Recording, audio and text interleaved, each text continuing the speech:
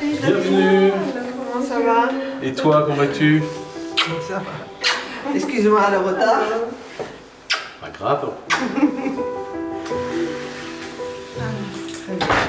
Je prends vos habits. Comment ça va? On va enlever.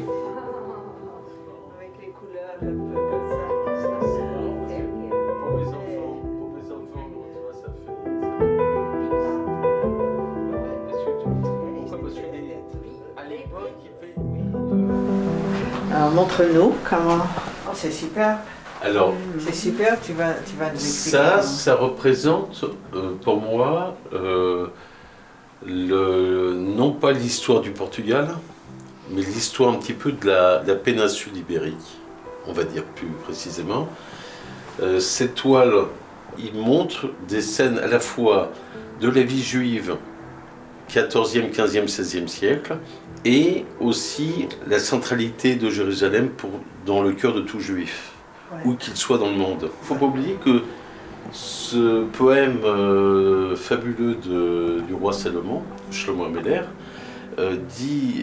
commence comme ça par Si je t'oublie, ô Jérusalem. Imeshkach Yerushalayim. Voilà. Si je t'oublie, Ô Jérusalem. Le sens d'un juif, au sens propre du terme, c'est le sens de l'étude. L'étude n'est pas forcément quelque chose qui est lié à la religion, mais à la compréhension du monde, à la façon dont on va, dans une société, évoluer, comprendre.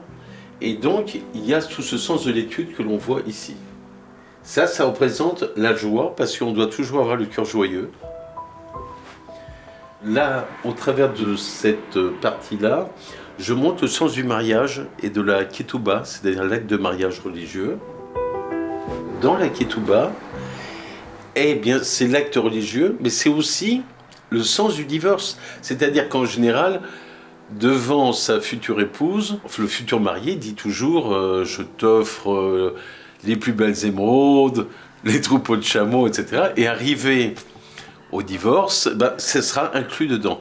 C'était un des garde-fous, on va dire, Oui, quelque part, pour protéger la femme. Là, nous avons l'ambiance d'une synagogue. Les habits de l'époque sont différents parce qu'aujourd'hui, on vivrait à peu près la même scène. Et donc une traduction un petit peu de cette vie juive au quotidien dans une synagogue. Là, nous avons le sens du limoud, c'est-à-dire le sens de l'étude, au sens strict du terme. Et de l'interprétation. Et de l'interprétation. C'est-à-dire qu'en fait, c'est la relation entre deux individus qui vont interpeller le texte.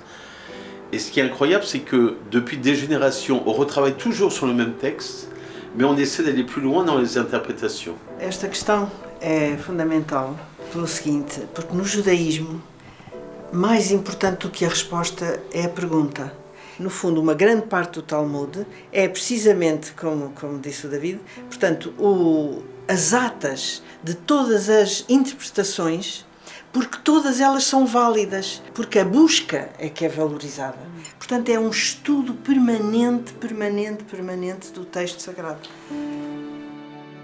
Ça, c'est mon travail qui représente ça en y incluant, si on préfère, d'autres éléments. C'est comme si on le mettait à peu près là.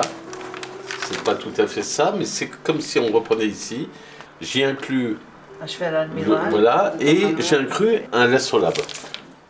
Donc j'ai voulu montrer à travers ce dessin qu'il y avait à la fois, à travers l'astrolabe, qu'il y avait aussi cet apport, mais qu'il y avait aussi l'apport financier, malgré tout. D'autres vont aussi aider naturellement, parce qu'ils recherchent, au travers de la route des Indes, de nouvelles possibilités de développer des rapports commerciaux.